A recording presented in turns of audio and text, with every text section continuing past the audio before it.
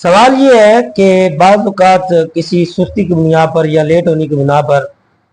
مقتدی نیت کرتے کرتے تھوڑی دیر ہو جاتی ہے اور امام صاحب ثنا پڑھ کر قرات شروع کر دیتے ہیں، تو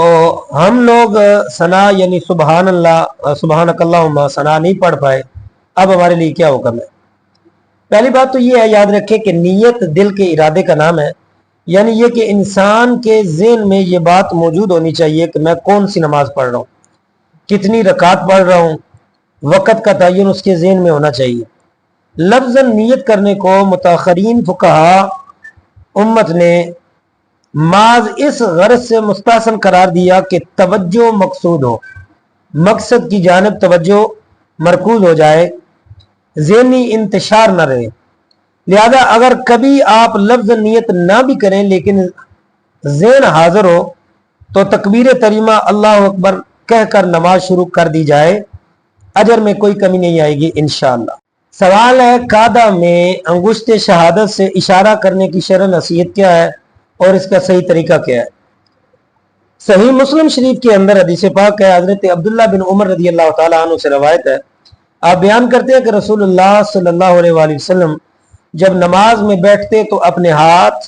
اپنے گھٹنوں پر رکھتے اور جو انگلی انگوٹھے کے قریب ہے اس سے اشارہ کرتے، در حالانکہ آپ کا بایاں ہاتھ بائیں گھٹنے پر بچھا ہوتا۔ اسی طرح دوسری روایت میں حضرت عبداللہ ابن عمر رضی اللہ عنہ سے روایت ہے کہ رسول اللہ صلی اللہ علیہ وسلم جب تشہد میں بیٹھتے تو بایاں ہاتھ بائیں گھٹنے پر رکھتے اور دایاں ہاتھ دائیں گھٹنے پر رکھتے، اور شہادت کے وقت 53 کا عقد بناتے اور انگشت شہادت سے اشارہ کرتے۔ اس موضوع پر احادیث بکثرت وارد ہوئی ہیں اور حد شرط امام ابو حنیفہ، امام مالک رحمۃ اللہ علیہ اور امام شافعی رحمۃ اللہ تعالیٰ کے نزدیک سبابہ یعنی انگشت شہادت کے سوا تمام انگلیوں کے ساتھ مٹھی بند کر کے، یعنی یوں مٹھی بند کر کے اور سبابہ سے اشارہ کرے، اسی کو 53 کا عقد کہتے ہیں۔ امام احمد بن حنبل کے نزدیک خنصر اور بنصر یعنی چھنگلی اور اس کے برابر والی انگلی کو بند کرے اور درمیانی انگلی کو انگوٹھے کے ساتھ ملا کر ہلکا بنائے، یعنی یہ خنصر اور بنصر چھوٹی انگلیوں کو بند کرے، درمیانی انگلی اور انگوٹھے کے ساتھ اس طرح ہلکا بنائے اور یوں انگشت شہادت۔ یہ ہے امام احمد بن حنبل رحمۃ اللہ تعالیٰ علیہ کے نزدیک، یہ ان کا طریقہ ہے، انگشت شہادت سے اشارہ کرے۔ امام ابو حنیفہ کے نزدیک اشہد اللہ الہ الا اللہ میں لا پر انگلی اٹھائے اور الا پر رکھ دے، نفی کے ساتھ رفع انگلی اٹھانے اور اسبات کے وضع انگلی رکھنے کی مناسبت ہو جائے۔ امام احمد بن حنبل اور امام شافعی کے نزدیک لفظ اللہ پر انگلی اٹھائے تاکہ قول اور عمل سے توحید ظاہر ہوئے۔ ائمہ ثلاثہ 53 کا عقد بنانے کے قائل ہیں اور امام احمد بن حنبل ہلکا بنانے کے قائل ہیں، اور دونوں طریقے حدیث سے ثابت ہیں۔ الغرض رفع سبابہ پر ائمہ اربعہ اور احناف کے تینوں ائمہ کا اجماع ہے۔ بعد متاخرین فقہا احناف کے اقوال کی روشنی میں حضرت مجدد الفسانی رحمۃ اللہ تعالی علیہ تحیات میں کلمہ شہادت پڑھتے وقت انگشت شہادت اٹھانے کو جائز نہیں سمجھتے تھے، اور میں ایک اپنے مشاہدے کی بات جو ہمارے اساتذہ کرام ہمیں بتایا کرتے تھے کہ حضور ضیاء الامت سیدی پیر محمد کرم شاہ الازری رحمۃ اللہ تعالی علیہ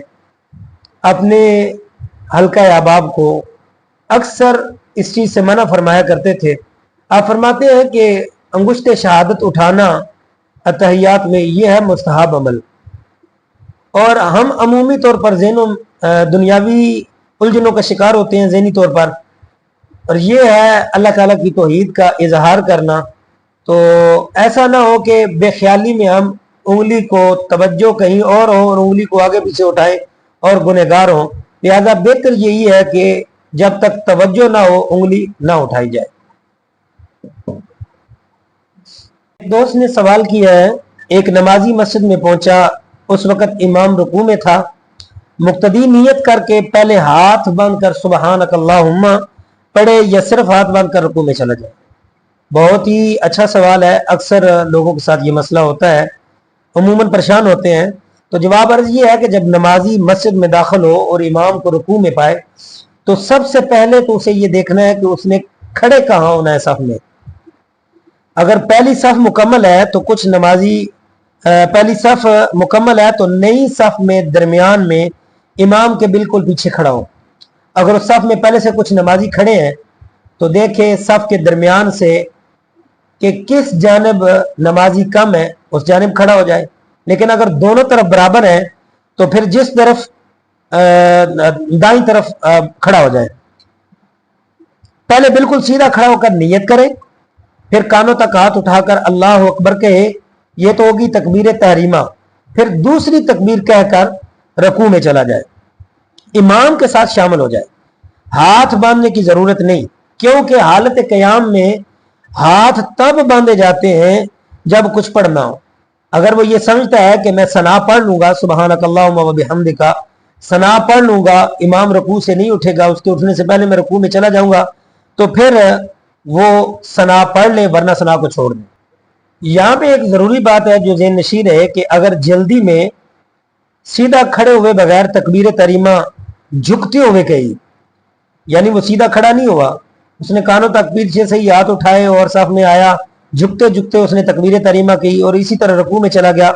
تو فرض قیام رہ جانے سے رکعت نہیں ملے گی.